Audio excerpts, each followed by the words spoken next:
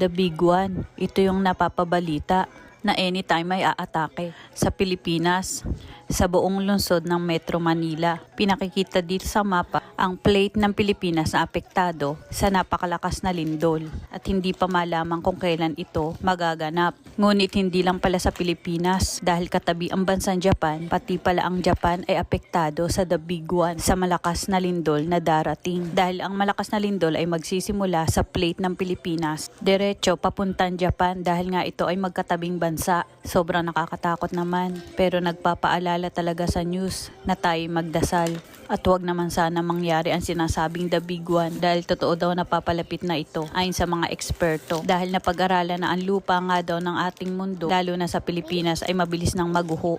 Kaya sa darating na napakalakas na lindol, ito ay tatama sa Pilipinas. Mayayanig ang buong lugar ng Metro Manila. Nakakonekta sa Japan, apektado rin ang Japan. Especially sa Tokyo, napakalakas na lindol daw ang magaganap. Iyan ang babala sa news. Ito po ay isang paalala lamang ayon sa news. Iba pa rin ang maging handaan lahat. Huwag naman sana mangyari ang napapabalitang napapalapit na malakas na lindol. Ang Diyos lamang ang nakakaalam ng lahat. Kahit na ayon sa pag-aaral ng mga scientists, ito daw ay talaga magaganap ang the big one, ang pinakamalakas na lindol. Ngunit iba pa rin ang kapangyarihan kapag tayo ay mataimtim na nagdasal at humingi ng tulong sa buong may kapal. Ang lindol na ito ay magnitude 7.2 at aabot sa intensity 8. Sobrang napakalakas na lindol. Kaya nagpapaalala sa news, mag-ingat at maging handaan lahat dahil sa napakalakas na lindol na darating, maraming tao ang mamamatay.